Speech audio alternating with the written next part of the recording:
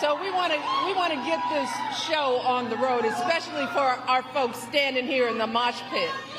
Hang on there. I love you. Well, let me just start by saying hello, Kalamazoo. Or should I say Kalamazoo? Who is ready to elect the next president of the United States, Kamala Harris? Yes. But let me start, of course, by thanking Hallie for everything she's done to get out the vote here in Michigan. But most of all, I want to thank all of you because, 100 years old, no. Oh, my goodness. You look amazing. I bow down. Doesn't it feel good to be together? I mean, it feels so good. I haven't done this in such a long time. It feels good to see how strong, how hopeful, how energized, how organized we all are.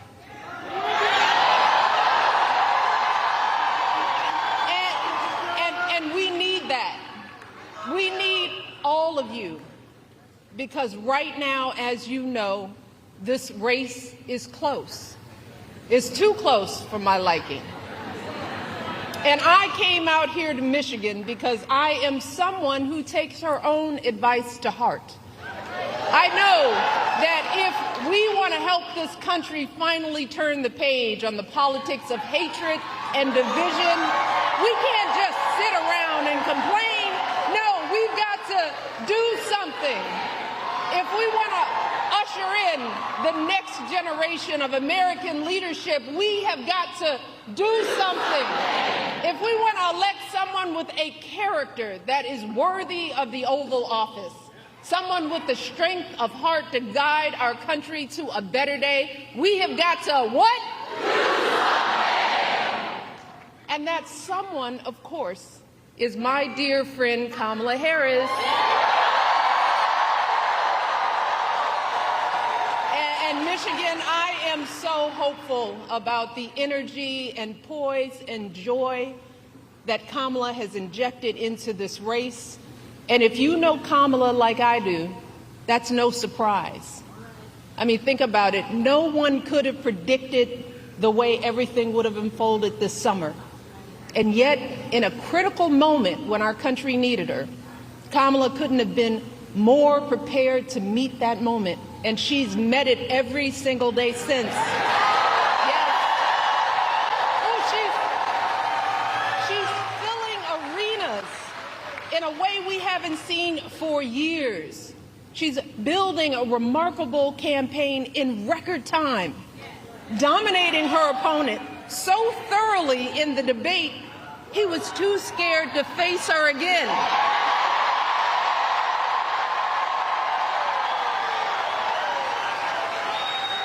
Kamala, she's putting herself out there fearlessly, facing down even her harshest critics. She's seeking out Republicans to find common ground. And unlike her opponent, she's not ducking interviews or cowering in safe spaces only with fawning audiences. No, she's showing us what a sane, stable leader looks like. She's not losing her train of thought or stumbling over her words. And she's doing it all with vigor and with grace. That's because Kamala Harris is a grown-up.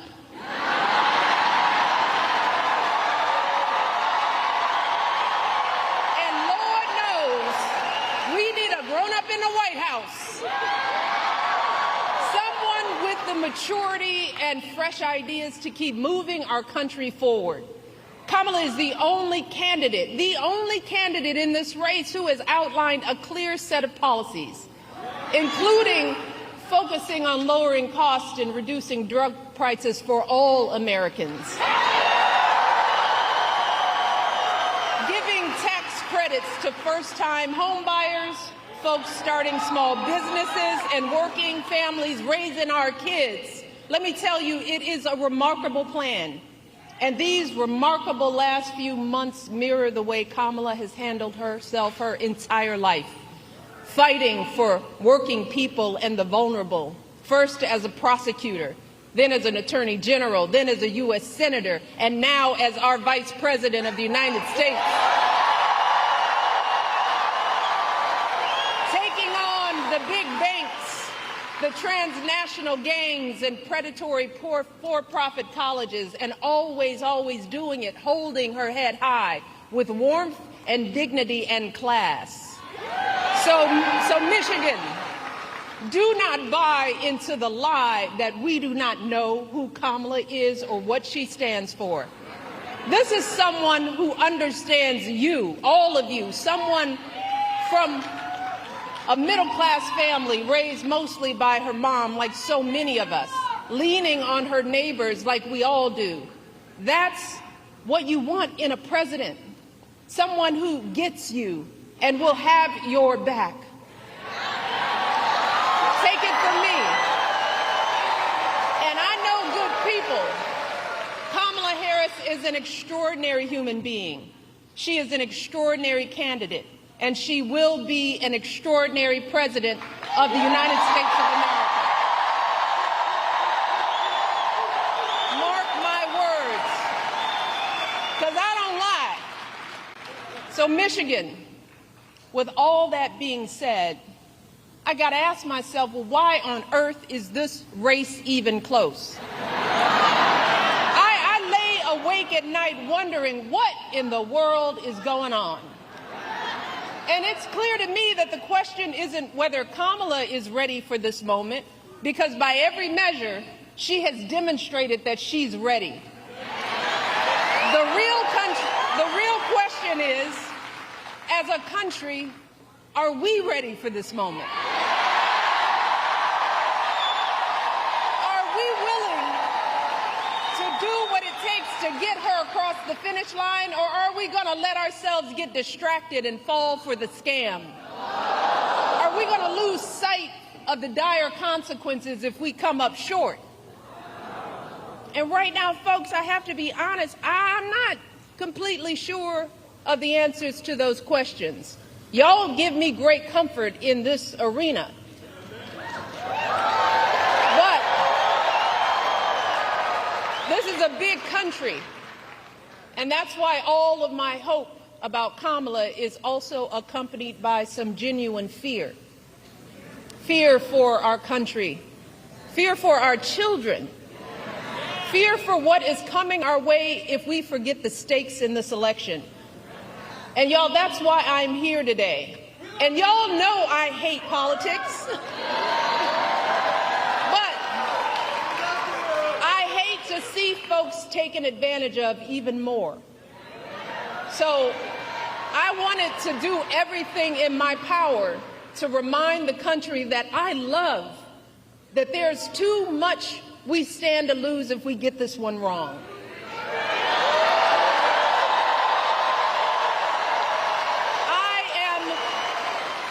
I'm deeply concerned, and I'm talking to everybody out there, that too many of us are still confused and buying into the lies and distortions from people who do not have our best interest at heart. So I want to address some of these concerns head on. Because when you lay out the options, this choice isn't even close. But whether it's online or in the media or in our social circles, there are folks who say they're not sure about Kamala. They accuse her of not providing enough policy detail. Some wonder, do we really know her? Is she too aggressive? Is she not aggressive enough? There are folks sowing seeds of doubt about whether she's who she appears to be. Now, don't get me wrong. Voters have every right to ask hard questions of any candidate seeking office. But can someone tell me why we are once again holding Kamala to a higher standard than her opponent?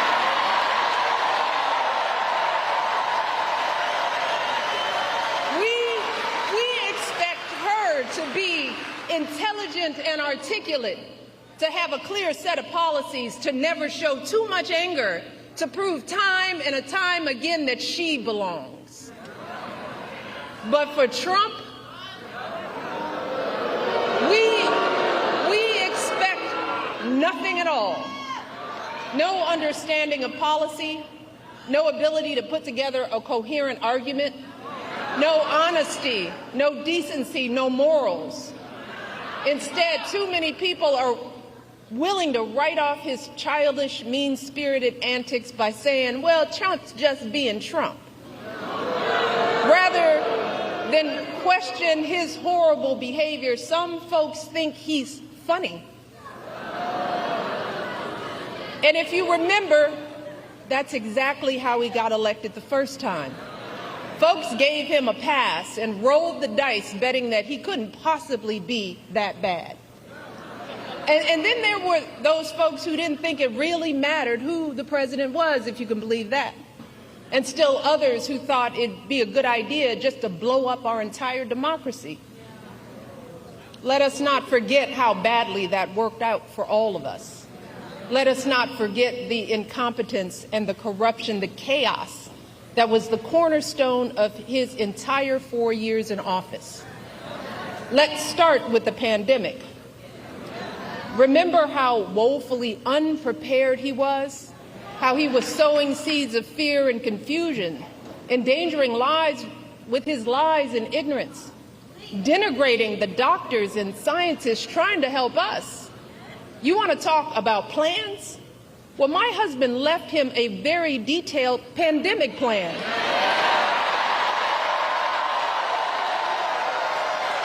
And you know what he did? He ignored it. He had no clue how to get us out of that crisis. No ability to bring back the millions of jobs we lost so suddenly. No idea how to get our students back into school safely.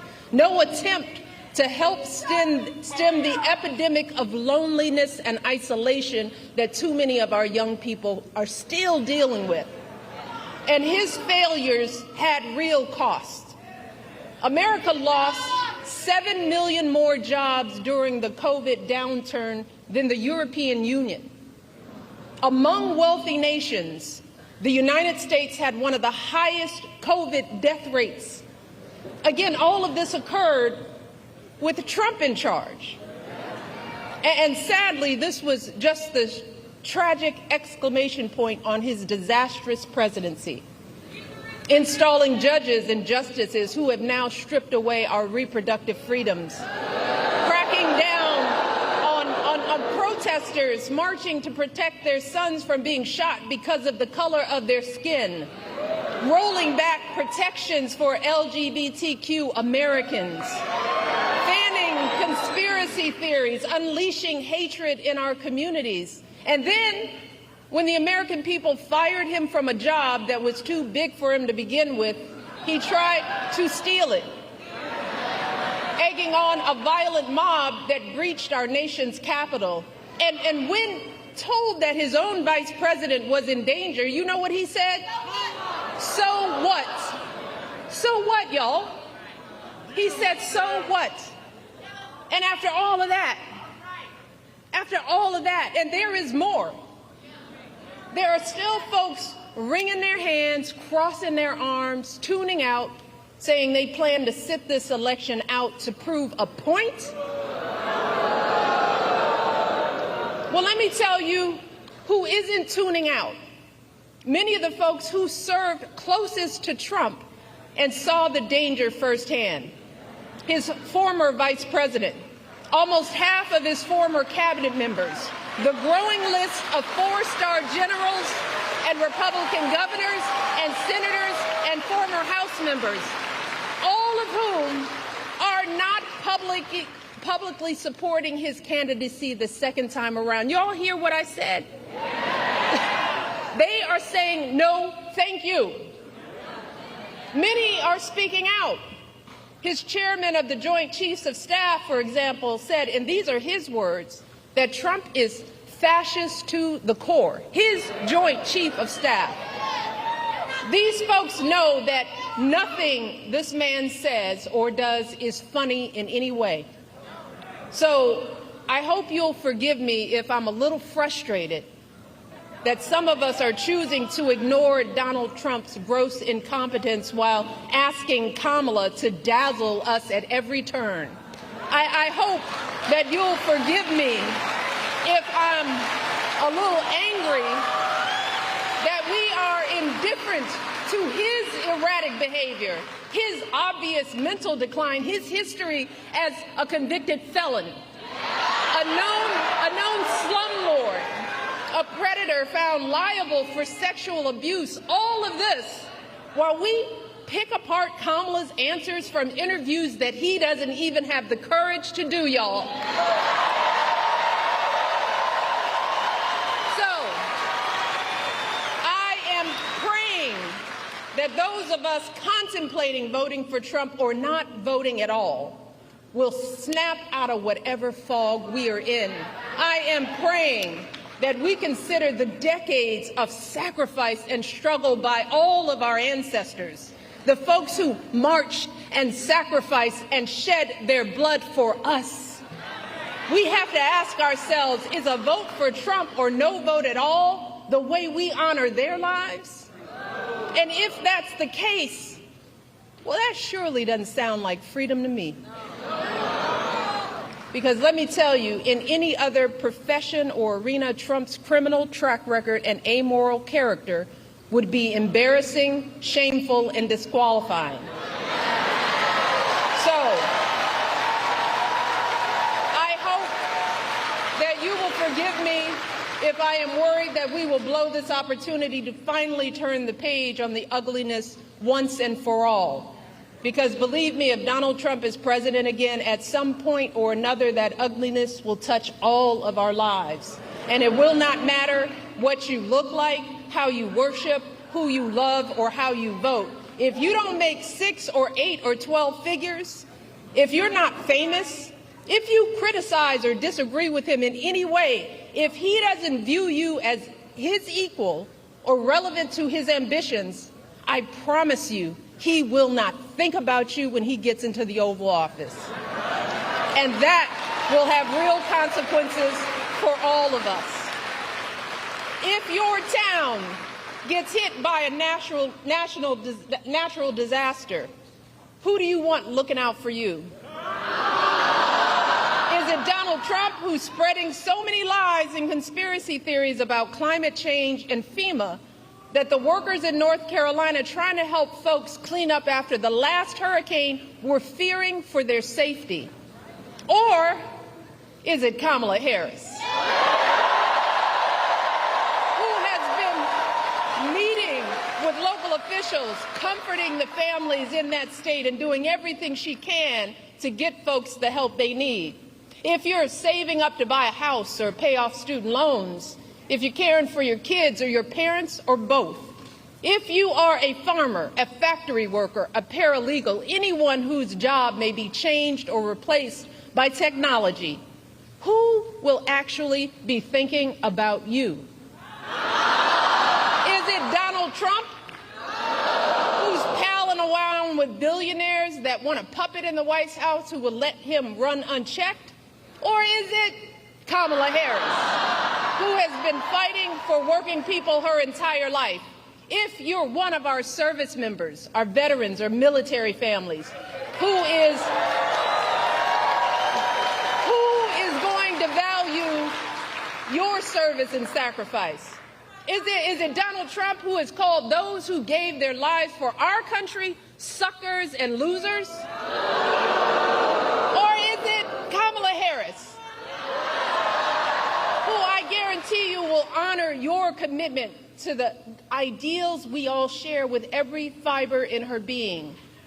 And if you are a mother who has lost sleep worrying if your son could be the victim of a nightmare traffic stop gone bad, if you've ever been out there marching and weeping for justice, who do you think is going to have your back? Is it Donald Trump, who once took out a full-page ad to demonize innocent young black teenagers in New York City, who has dreamed openly about his own version of a purge, where in his words, He has said for one day, one real rough, nasty day, he says, he will allow cops to use violence indiscriminately, who I am sure has never spent a single second thinking about the lives on the other end of those batons. Or is it Kamala Harris, who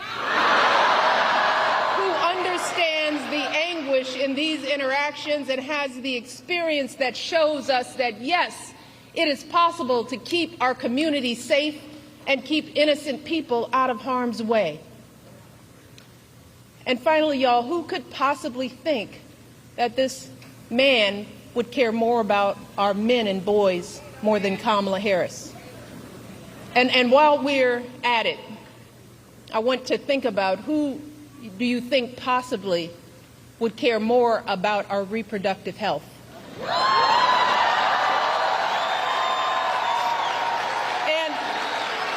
And I just want to take a moment with this particular question, because there is so much that gets lost in the conversation about women's reproductive rights.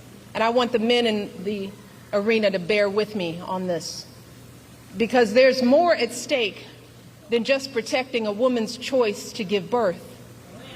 And sadly, we as women and girls have not been socialized to talk openly about our reproductive health. We've been taught instead to feel shame and to hide how our bodies work.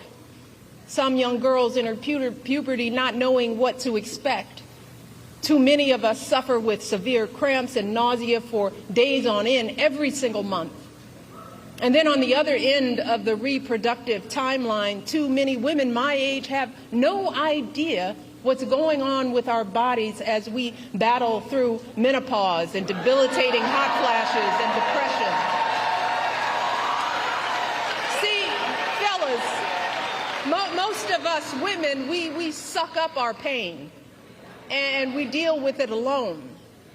We don't share our experiences with anyone, not with our partners, or our friends, or even our doctors. Look, a woman's body is complicated business, y'all.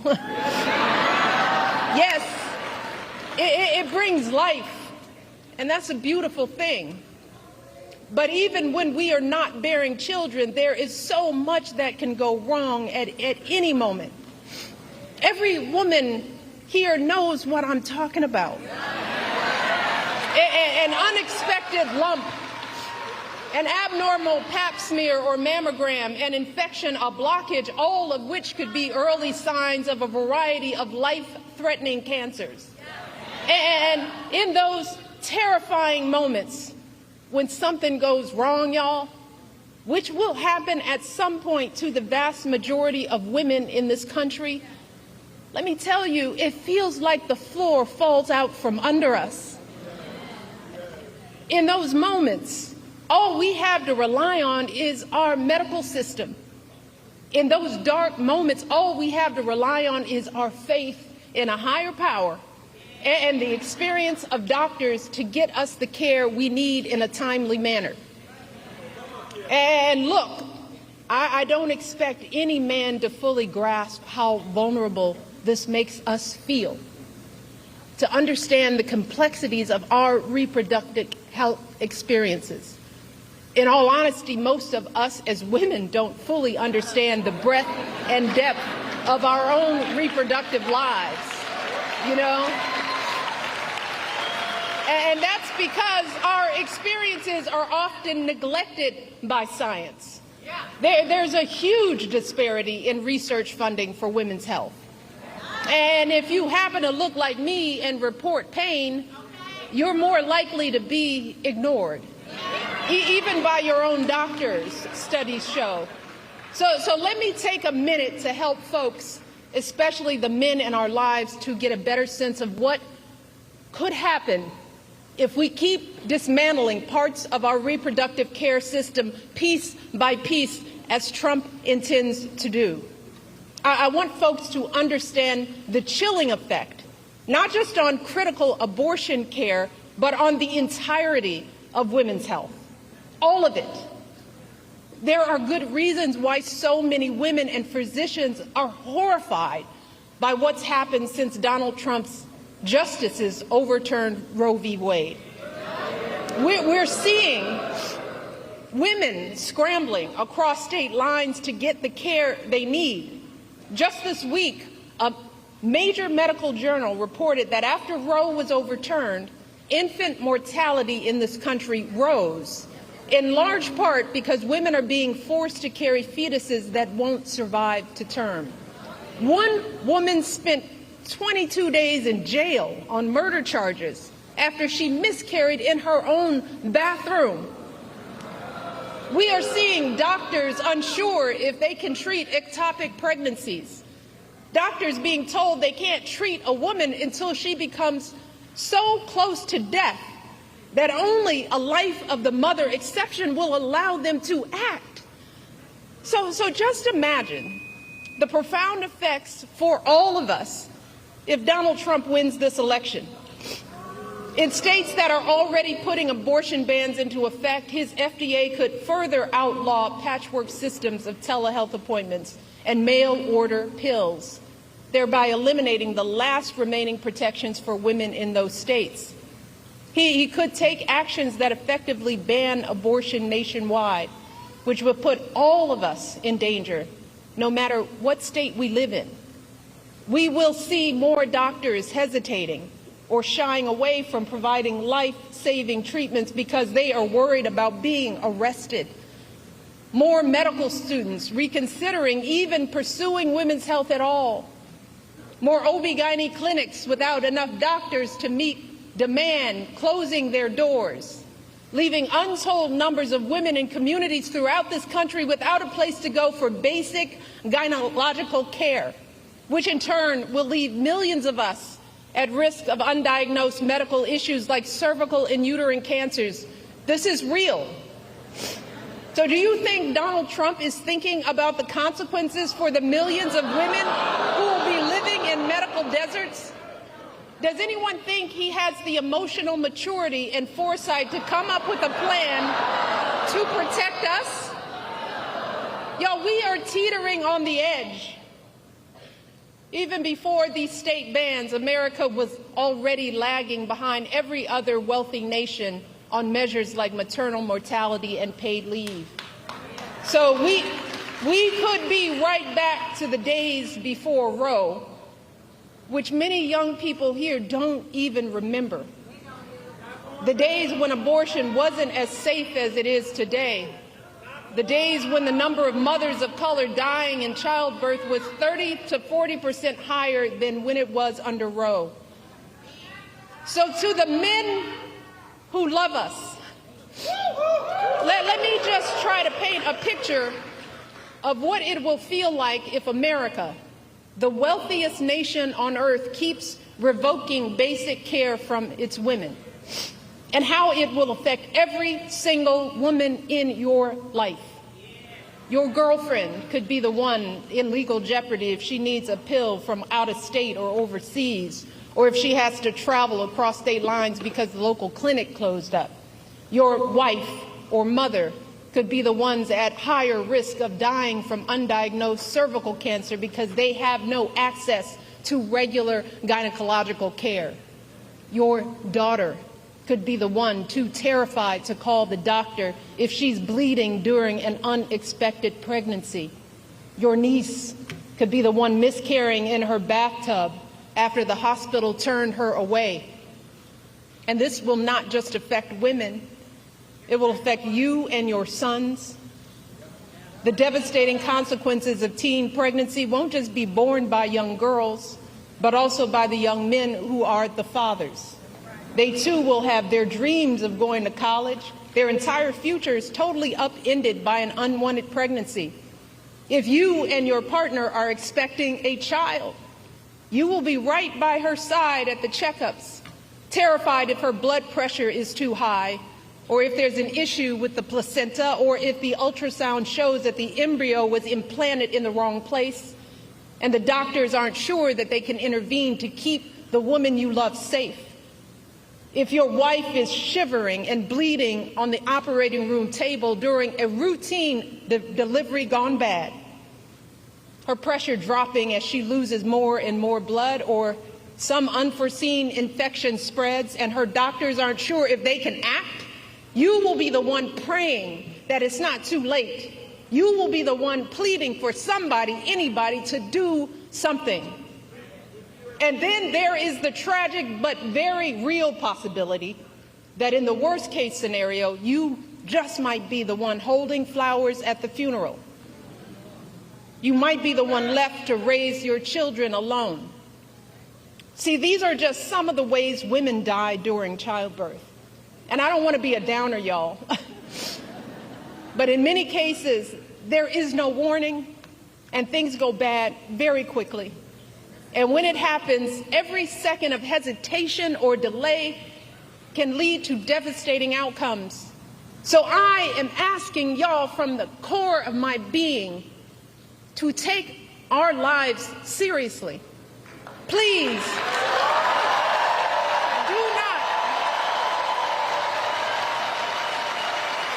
do not put our lives in the hands of politicians, mostly men, who have no clue or do not care about what we as women are going through, who don't fully grasp the broad-reaching health implications that their misguided policies will have on our health outcomes. The only people who have standing to make these decisions are women with the advice of their doctors. We are the ones with the knowledge and experience to know what we need. So please, do not hand our fates over to the likes of Trump, who knows nothing about us, who has shown deep contempt for us. Because a vote for him is a vote against us, against our health, against our worth. And let me tell you all, to think that the men that we love could be either unaware or indifferent to our plight is simply heartbreaking. It is a sad statement about our value as women in this world. It is both a setback in our quest for equity and a huge blow to our country's standing as a world leader on issues of women's health and gender equality. So fellas, before you cast your votes, ask yourselves, what side of history do you want to be on?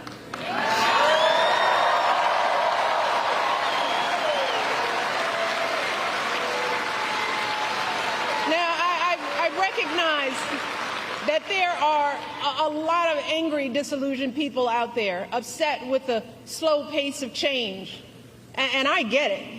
It is reasonable to be frustrated. We all know we have a lot more work to do in this country.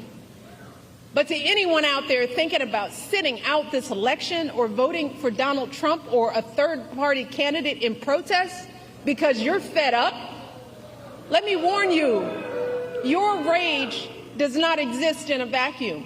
If we don't get this election right, your wife, your daughter, your mother, we as women will become collateral damage to your rage.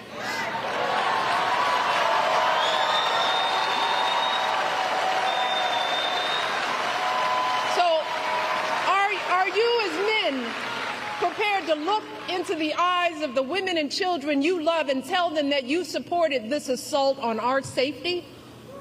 And to the women listening, we have every right to demand that the men in our lives do better by us. We have to use our voices to make these choices clear to the men that we love. Our lives are worth more than their anger and disappointment. And we are more than just baby-making vessels.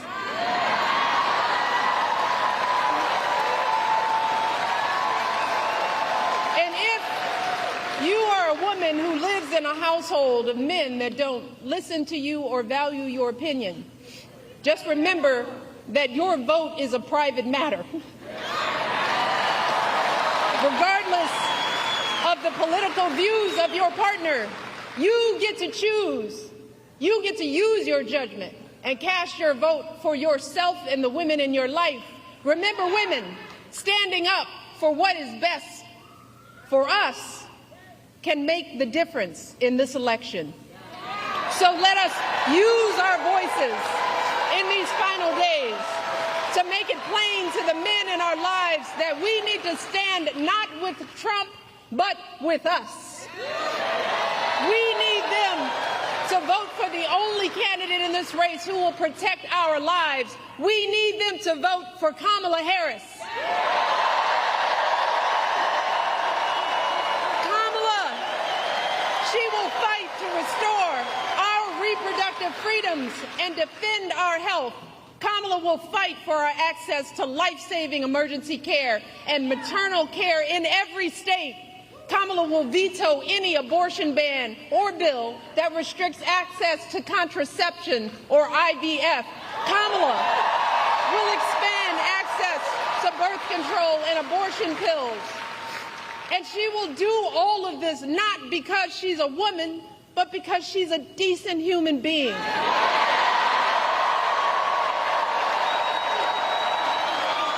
She will do this because she cares about the lives of people other than herself. And that's really what this election is about, Michigan. This isn't just about what we have an obligation to say no to. It's about what we have the opportunity to say yes to. And we can elect someone who has the experience, the character, and the strength to look at all these challenges and still see a brighter day on the other side. Kamala Harris will see us, all of us. Kamala Harris will listen to us, all of us. She will protect our freedom. She'll stand up for all of our lives. She will have our backs for the folks trying to get ahead and those just trying to get by. And in doing so, she will usher in a new generation of American leadership and send the ugliness of Donald Trump and his politics back where it belongs, the past.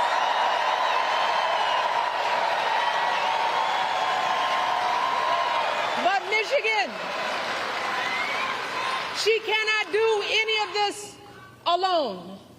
So I'm asking you one last time, let us not just sit around and complain. Let's do something.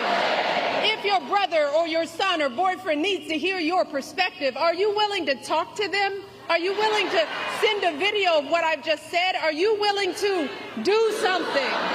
If you have an aunt who's thinking about sitting this one out or voting for a third party, are you willing to have an uncomfortable conversation? Are you willing to do something? If you have an extra hour or extra weekend, are you willing to knock on doors and talk to your neighbors? Are you willing to do something? Look, Michigan, we've just got 10 more days to make it happen. 10 more days to wave goodbye to the incompetence and hatred and division. 10 more days to welcome in a leader with the character and the heart and the strength worthy of the office she seeks and worthy of the country that we all love. Michigan, let's give Kamala everything we've got. Can we get this done? Can we get this done, Michigan? We need you, every last one of you. Get this done. Get this done. And now, it is my pleasure to welcome to this stage the next President of the United States, Kamala Harris.